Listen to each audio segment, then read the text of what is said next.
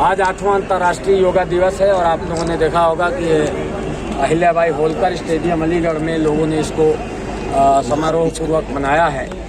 मैं जनपद वासियों से अपील करूंगा कि योग को अपनी दिनचर्या का हिस्सा बनाएं, ताकि न केवल वो आपके लिए लाभप्रद हो बल्कि आपके परिवार के लिए और समाज के लिए भी ये उपयोगी हो सके।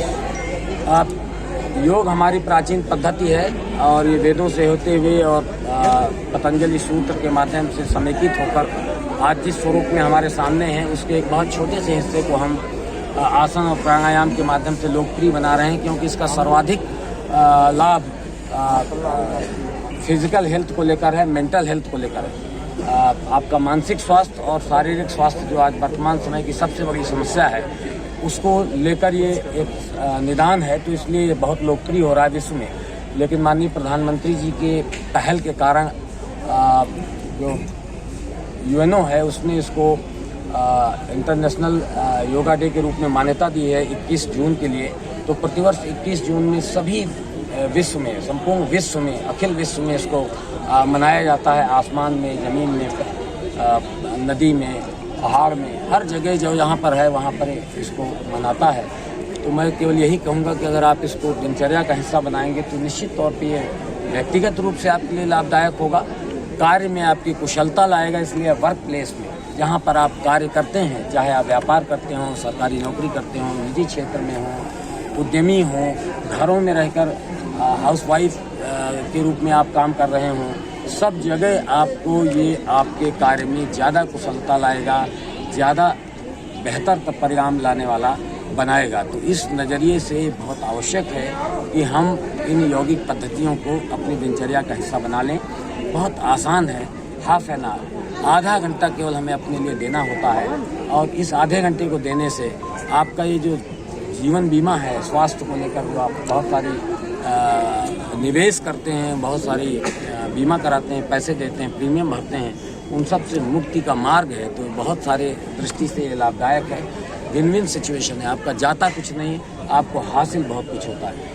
आप अगर लेट आवर्स में काम करने वाले लोग हैं तो आप जब भी उठें, प्रातःकाल जब आपका समय शुरू होता है, अगर आप 9 घंटे सोते हैं तो भी कोई प्रॉब्लम नहीं। 9 घंटे के बाद जब आप उठते हैं तो हाफ एन आवर, आधा घंटा, 45 मिनट, 1 घंटा आप अपने जीवन को दें। निश्चित तौर पे आपको इसके परिणाम बहुत जल्दी सामने आएंगे। हर व्यक्ति युवा बने रहना चाहता है, तो एक और बहुत बड़ा आकर्षण है कि इसको करने से आप हर समय युवा बने रहेंगे, मन से भी और तन से भी। तो तन से आप युवा रहें ना रहें, एक समय तक आपका बायोलॉजिकल प्रोसेस है, डिटोरिएशन होता ही है सभी के शरीर में, लेकिन यौगिक क्रियाओं से आप उसको थाम सकते हैं, उसको विलंबित कर सकते हैं। और अगर वो आता भी है, आप 100 साल तक शतायु होते हैं तो भी आप शतायु होने के बावजूद एक बच्चे की सी चंचलता, एक नवयुवक सी ऊर्जा और अल्हड़पन, एक युवा जैसा जोश और एक बुजुर्ग जैसी अनुभव के साथ अपने जीवन को समृद्ध बनाते हैं। तो मैं कहूँगा कि इसको आप ज़रूर अपनाएं, और अपनाते हुए इसको अपने परिवार के अन्य लोगों को भी प्रेरित करें। प्रेरित करने का तरीका केवल और केवल इतना है कि आप स्वयं करें, आपको देखकर आपके बच्चे, आपके परिजन, आपके परिजन अपने आप ही करने लगेंगे। एक अंतिम अपील मैं नगरवासियों से करना चाहता हूँ, वो जितना ध्यान अपने ऊपर देते हैं, अपने परिवार के ऊपर देते हैं, अपनी समृद्धि के लिए देते हैं, उसका एक अंश अपने शहर के लिए भी जरूर दें। आपको इस भाव से बाहर आना पड़ेगा जो आपका लहजा हो गया है, शिकायती लहजा।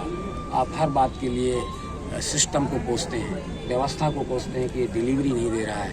गंदगी देखते हैं तो आप नगर निगम को कोसते हैं, जल भराव देखते हैं तो आप नगर निगम को कोसते हैं। कोई आपको आपका मनचाहा नहीं मिलता है तो उसके लिए आप सिस्टम को कोसते हैं, लेकिन आप ये भूल जाते हैं कि सिस्टम को ख़राब करने में सबसे बड़ा योगदान आपका है। अगर आप छोटी छोटी बातों को अपने जीवन में ले आएँ, वो बड़ा बड़ा परिणाम आपको देंगे। आपके शहर को साफ करने वाले 2 हाथ, एक सफाई कर्मी के 2 हाथ, और इस शहर को गंदे करने वाले लाखों हाथ। आप कल्पना करिए कि एक व्यक्ति इतना बड़ा बोझ कैसे उठा सकता है। अगर आप उसका बोझ स्वयं वहन करें, अपने हिस्से की गंदगी ना करें, आप अपने हिस्से का हक अदा करें, शहर का हक अपने आप अदा हो जाएगा। आपने छोटी सी बारिश में देखा अखबार रंग गए, नगर निगम की खुली पोल, ये पता नहीं क्या क्या। आपने कभी गौर नहीं किया कि तैरती हुई पॉलीथीन, बिखरे हुए बिखरी हुई गंदगी, ये सब कहीं ना कहीं इसको जनित करने में आपका ही योगदान है। तो छोटी बातें भी अगर आप अपने जीवन में नहीं ला सकते तो बड़ी बातें कैसे लाएंगे? अगर छोटी सी शुरुआत आप नहीं, एक स्टेप आप नहीं उठा सकते तो बड़े कदम कैसे उठाएंगे? एवरेस्ट में भी अगर आपको चढ़ना है तो पहला कदम तो आपको अपने पिता की उंगली पकड़ के ही चलना होता है जब आप शिशु होते हैं। एक अपील माननीय प्रधानमंत्री ने की थी, सिंगल यूज प्लास्टिक को अपने जीवन से हटा देने की। लोग मांग करते रहे कि जब इसका उत्पादन बंद हो जाएगा तो अपने आप बंद हो जाएगा। अब इसके उत्पादन में भी रोक है, इसके भंडारण में भी रोक है, इसके विपणन में भी रोक है, इसके यूज़ में भी रोक है। लेकिन क्या आप रुक रहे हैं? आप कल्पना करिए कि आप कह रहे हैं साहब ये भी प्रशासन की विफलता है। अगर एक कानून को तोड़ने वाले 100 लोग सामने हों और उसका अनुपालन करने के लिए केवल एक व्यक्ति हो, उसका अनुपालन कैसे कराया जा सकता है? कानून का अनुपालन कराने की जिम्मेदारी केवल व्यवस्था की नहीं है, कानून का अनुपालन कराने की जिम्मेदारी हर शहरी की है। इस भाव से जब आप शुरू करेंगे, एक छोटा सा संकल्प आज अंतर्राष्ट्रीय योगा दिवस के दिन हम यही ले लें कि हम अपने आसपास अपने परिसर में गंदगी नहीं रखेंगे और कम से कम एक छोटा सा संकल्प तो हम ले ही सकते हैं, हम पॉलीथीन का इस्तेमाल नहीं करेंगे। अगर कोई व्यापारी हमको पॉलीथीन देता है सामान में, हम उसका यूज़ नहीं करेंगे। महिलाएं अपना पर्स लेके चलती हैं, ये बच्ची तो नहीं लिए है लेकिन हर महिला अपना एक पर्स जरूर टांगती है और उस पर्स में वो एक छोटा बैग रख सकती है। आप जिस गाड़ी में चलते हो, स्कूटर है, मोटरसाइकिल है, आपकी कार है, उसमें पर्याप्त स्पेस है। आप इवन साइकिल से चलते हैं, साइकिल में भी स्पेस है। आपने अपने उसके हैंडल में एक छोटा सा बैग का कपड़े का बैग लटका लिया, उसमें आप फल ला सकते हैं, रोज़मर्रा की ज़रूरतों की चीज़ें ला सकते हैं। इससे आप उस गरीब व्यक्ति की मदद कर रहे हैं जो अन्यथा आप पर आश्रित है कि अगर मैं पॉलीथीन हटाता हूं और किसी और चीज़ में इसको सामान देता हूं तो उसकी लागत थोड़ा बढ़ेगी और ये हो सकता है इससे महंगी चीज़ न ले और इसको असुविधा होगी अगर मैं देता हूं तो मुझसे सामान नहीं लेगा। तो उसकी मजबूरी के लिए आप उसको दंडित करते हो, जबकि असली अपराधी आप, असली कल्प्रिट आपकी वजह से गंदगी फैल रही है। तो एक संकल्प आज हम अंतर्राष्ट्रीय योगा दिवस के दिन लें। आज इसी माह में 5 जून को हम विश्व पर्यावरण दिवस भी मनाते हैं। आपका बहुत बड़ा योगदान हो जाएगा यदि पॉलीथीन को आप अपने जीवन से मुक्त करने का संकल्प ले लेते हैं। मैं नगरवासियों से इस बात की अपील करता हूं विशेष रूप से कि आप स्मार्ट सिटी में आने वाले समय में आपके शहर को 5 साल में 100 करोड़ रुपए की धनराशि भारत सरकार ने स्मार्ट सिटी के रूप में दी है, उसको जो क्रियान्वित कर दिया जाएगा, जब एग्जीक्यूट कर दिया जाएगा तो उसके परिणाम सामने आएंगे। अभी वो एग्जीक्यूशन के दौर पर है। अभी आप देख रहे होंगे जगह जगह सड़कें खुदी हैं, अंडरग्राउंड इंफ्रास्ट्रक्चर डाला जा रहा है। बारिश आ गई है, उससे वो और ख़राब होगा, असुविधा होगी, लोगों को गिरेंगे पड़ेंगे, तब गंदगी होगी।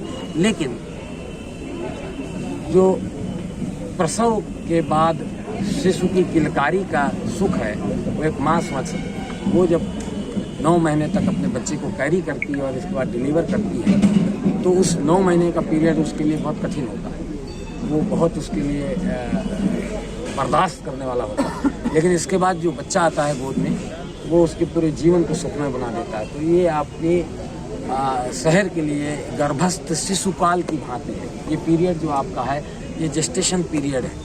इसके बाद जब आपका शहर निकल के आएगा तो बेहतर आएगा।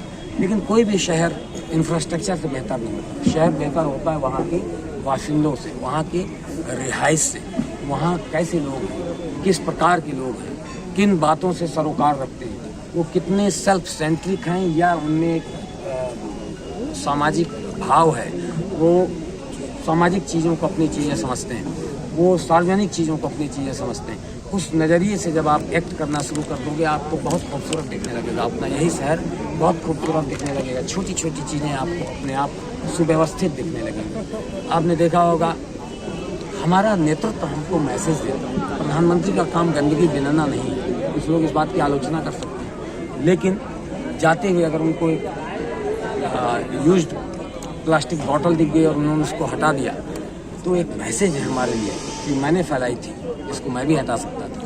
प्रधानमंत्री जी ने नहीं पानी पी के फेंका था वो बोतल, हमने आप में से किसी व्यक्ति ने फेंका था। क्यों फेंकना?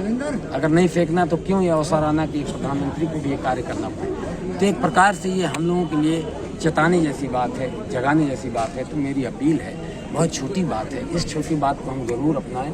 बात भले छोटी लगती हो, परिणाम उसका बहुत बड़ा हो। बहुत शुभकामनाएं।